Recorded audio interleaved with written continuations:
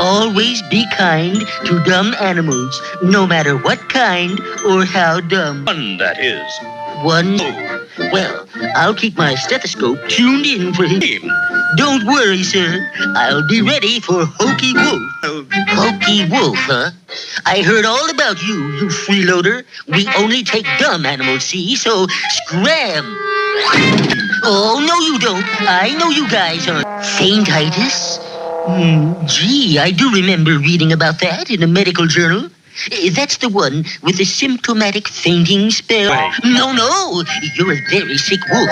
You belong in bed. Such indomitable courage, such bravery.